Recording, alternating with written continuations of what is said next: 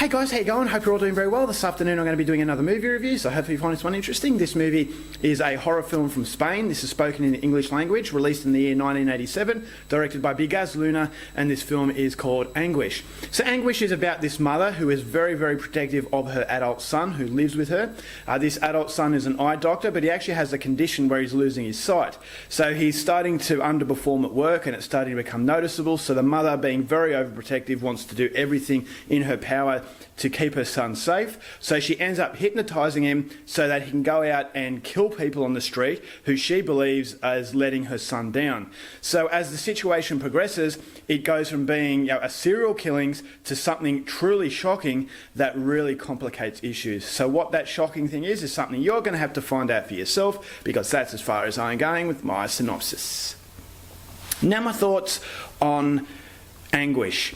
I'm absolutely surprised that this movie is not on more top 10 lists of 1980s horror fans. Now, I'm not a 1980s horror fan, but the reason why I wanted to watch this movie is that Bigas Luna, the director, is actually well known outside of the horror genre. So coming into a horror film that is regarded as a very unique experience, I definitely wanted to know what all the fuss was about. So this is definitely has gone under the radar. Not many people talk about it. In fact, I haven't actually seen a review of this film, and I'm sure they're out there, but I haven't actually seen any top 10 lists that actually feature this movie. So for that reason, I was a little bit sceptical, is that these movies that are unheard of are usually unheard of for a very good reason. I say this time and time again, you've got to have that healthy dose of scepticism and hesitation on a film that no one talks about. And so the really, really good movies are the ones that are widely talked about, which is why this experience was so shocking to me, is because I actually really, really enjoyed this film, and it was so much more than just a simple 80s horror film. For 80s horror fans, you're going to really like elements that this movie has. It ticks all the right boxes as far as that's concerned, but it also has a strong level of maturity to it. So it's not just a silly 80s horror film with practical gore effects and some really shocking moments. It actually makes you think about horror fans in general. Now, if you're a horror fan and you have been labelled as a sadistic psychopath, and whether or not movies can actually influence someone, then this is something that you can really relate to in this film, because there is actually something that happens in this movie that I'm not going to give away, but it'll actually make you think. And so it's a shocking twist, it's an incredibly unique twist, and it was something that I hadn't seen before. So this is really ahead of its time, is that these films, as I said, in the 80s, that don't require too much thinking, but Bigas Luna in Anguish actually provides that in what was an absolutely crazy experience. This is balls to the wall insane. It was incredibly quirky, very, very strange. So it's a bizarre movie. So if you like your bizarre horror films, then Anguish is definitely for you. But as I said, it has a strong hint of maturity that is grounded in realism that actually makes it relatable and something that you can really think of. So it's a very three-dimensional experience. And so on top of that, the icing on the cake is that 80s horror aspect, and that's something that I'm sure a lot of people are going to love. But there is a hidden treat underneath that actually makes it something that you can discuss after the film has concluded. And not many 80s horror films actually provide that sort of experience. So I thought the acting was fantastic. Zelda Rubinstein, who was off Poltergeist, she's the mother in this film. I thought she was fantastic. Very, very creepy. Yeah, this is definitely a case of an overprotective mother put to the absolute extreme. There were camera shots that I thought were very haunting. The imagery in this movie was actually quite memorable. Whether it's an image of a close-up of a pigeon or a close-up of a kill scene, I thought they were really well done. And not only is it visually very arresting, psychologically it's very, very intense.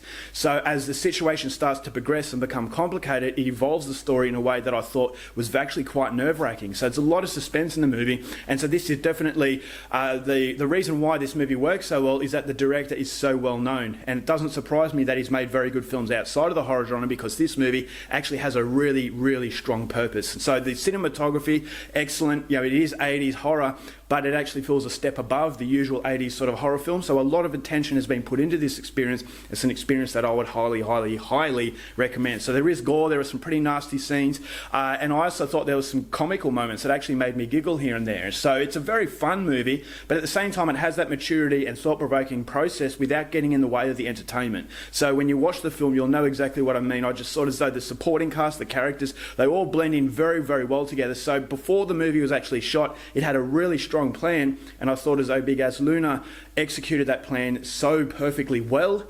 And it's a great shame that not many people talk about this movie. I think it's definitely criminal that not many people have this on their top 10 80s horror film list.